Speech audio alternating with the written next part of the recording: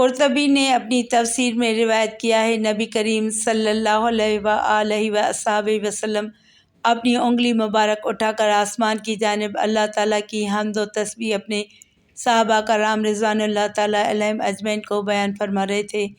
اسی وقت رب تعالیٰ کی قدرت کو جوش آیا، فوراً حضرت جبرائیل علیہ السلام حضور اقدس صلی اللہ علیہ وآلہ وسلم کی خدمت اقدس میں حاضر ہوئے اور کہا، حق تعالیٰ آپ کو سلام فرماتا ہے اور ارشاد کیا ہے، آپ کی امت میں سے کوئی بھی ابن آدم گناہوں سے لت پت ہو کر اگر اس عمل کا اہتمام کرتا ہے، اس کے لیے بے انتہا فرشتے تعظیماً آسمان سے اترتے ہیں اور اس کے واسطے تمام فرشتے استغفار کرتے ہیں، جس کے لیے ملائکہ استغفار کرتے ہوں، اس کے تمام گناہ مٹا دوں گا۔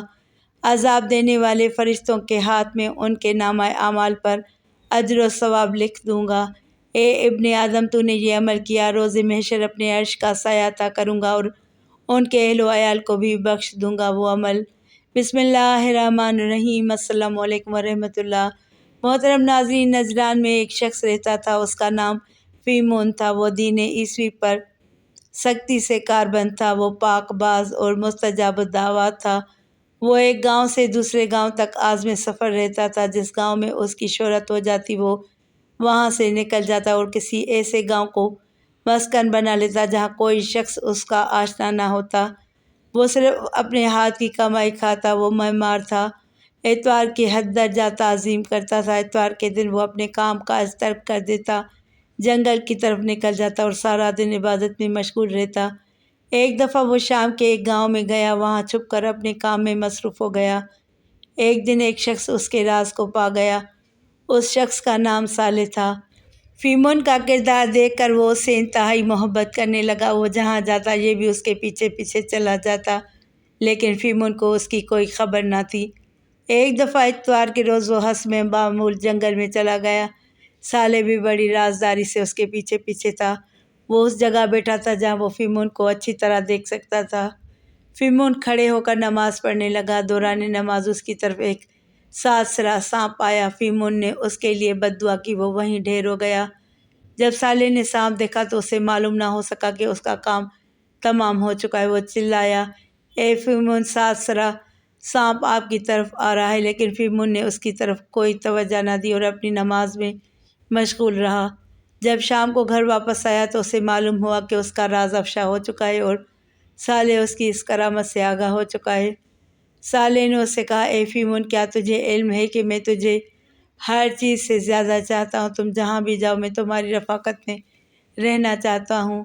فیمون نے کہا، تجھے معلوم ہو چکا ہے کہ میری زندگی کتنی دشوار ہے۔ اگر تجھے یہ مشکل راہ پسند ہے تو پھر تجھے میرے ساتھ رہنے کی اجازت ہے۔ اب صالح اس مرد درویش کے ساتھ رہنے لگا۔ تمام گاؤں اس کی کرامات کو جان چکا تھا۔ جب وہ کسی بیمار کے لیے دعا کرتا تو اللہ تعالیٰ اسے فوراً شفا یاب کر دیتا۔ اس گاؤں کے ایک شخص کا بیٹا نابینا تھا۔ اس نے فیمون کے متعلق دریافت کیا۔ لوگوں نے اسے بتایا کہ وہ کسی کی دعوت قبول نہیں کرتا۔ وہ ایک معمار ہے جو اجرت پر لوگوں کے گھر بناتا ہے۔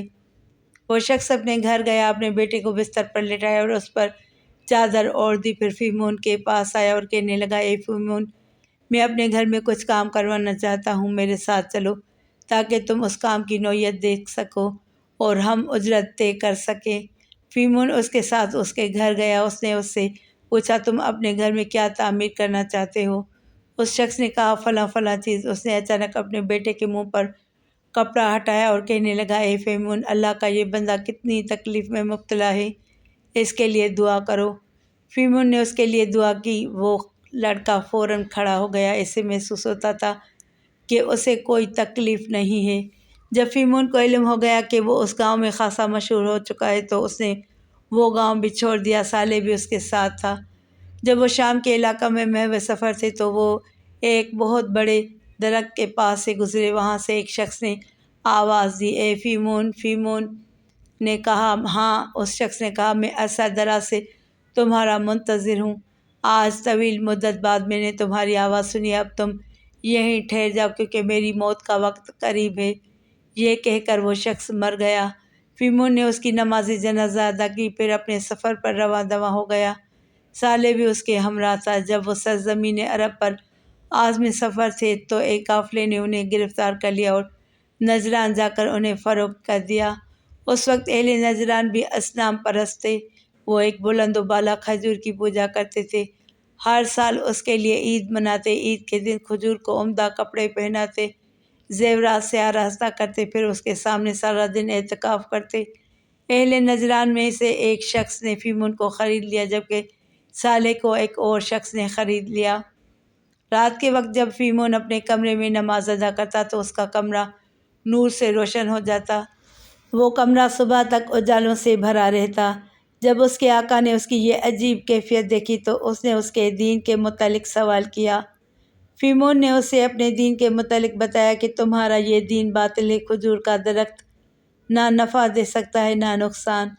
میرا معبود وحدہ لا شریک ہے، اگر میں اپنے رب سے اس کھجور کے لیے دعا کروں تو فوراً اسے نیست و نابود کر دے۔ آقا نے کہا تم بد دعا کرو، اگر یہ کھجور گر پڑی تو ہم تمہارے دین کو اختیار کر لیں گے۔ فیمون نے وضو کیا، 2 رکعت نماز ادا کی، پھر بارگاہ ربوبیت میں اس کھجور کے لیے بد دعا کی۔ اللہ تعالیٰ نے ایسی آندھی بھیجی جس نے اس کو جڑ سے اکھیڑ کر نیچے پھینک دیا۔ اہل نجران نے جب یہ کرامت دیکھی تو وہ فیمون کے دین میں شامل ہو گئے اور حضرت عیسیٰ بن مریم علیہ السلام کی شریعت مطہرہ پر عمل کرنے لگے۔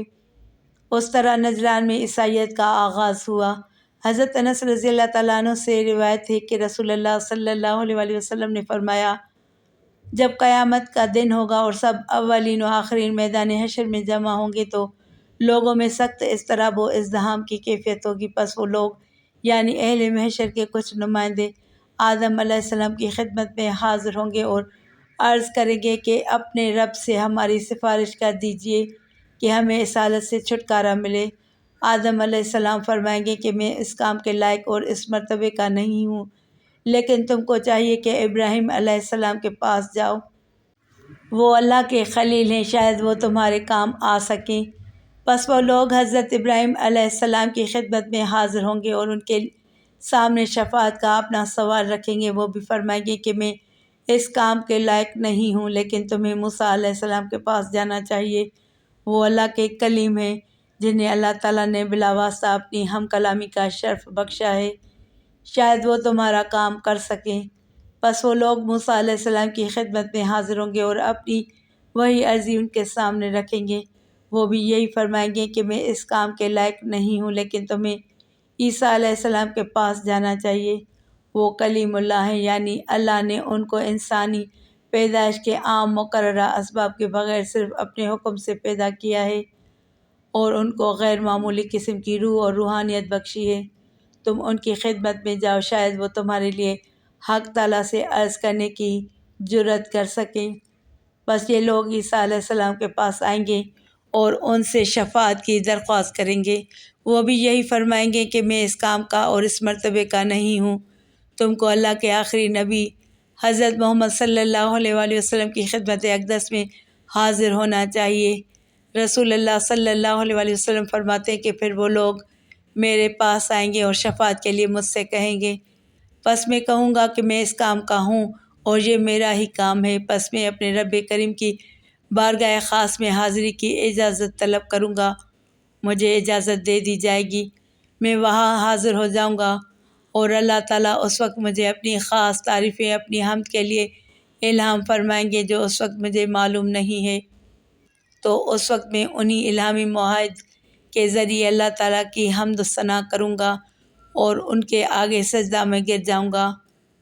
مسند احمد کی ایک روایت سے معلوم ہوتا ہے کہ آپ وہاں 1 ہفتہ تک سجدہ میں پڑے رہیں گے۔ اس کے بعد اللہ تعالیٰ کی طرف سے آپ کو فرمایا جائے گا کہ اے محمد صلی اللہ علیہ وسلم اپنا سر اٹھاؤ، اقدس اٹھاؤ اور جو کہنا ہے کہو، تمہاری سنی جائے گی، اور جو مانگنا ہے مانگو تم کو دیا جائے گا، اور جو سفارش کرنا چاہو کرو تمہاری مانی جائے گی۔ پس میں کہوں گا اے پروردگار میری امت یعنی میری امت پر آج رحم فرمائیے اور اس کو بخش دیجئے۔ الحاصل جس نے بھی وہ گناہ گار اور نیک و بد پرہیزگار عبادت گزار جو بھی حضور اقدس صلی اللہ علیہ وسلم پر درود شریف پڑھا، ان کے لیے فرشتے ان کی مغفرت کے لیے استغفر اللہ کہتے ہیں، اور یہی بات اللہ پاک کو پسند ہے۔ اگر ہم لوگ درود شریف پڑھا کریں تو ہمارا ذکر ذکر خیر اللہ کی بارگاہ میں ہونے لگے۔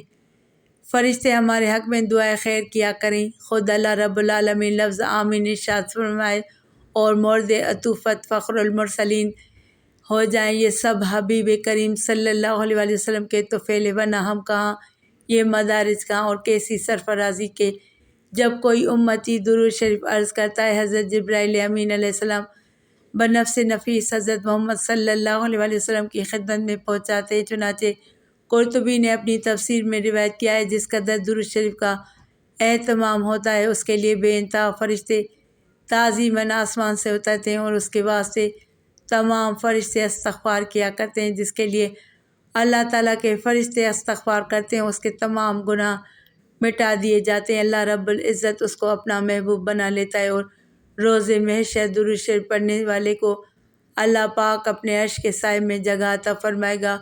اللہ تبارک و تعالیٰ سے دست ادب و گریہ وزاری عاجزی اور انکساری سے دعا کرتے ہیں میرے تمام مسلمان بھائیوں کے بچوں کو اللہ پاک اپنے حفظ و امان میں رکھے، آمین یا رب العالمین۔ جزاک اللہ خیرا کثیرا۔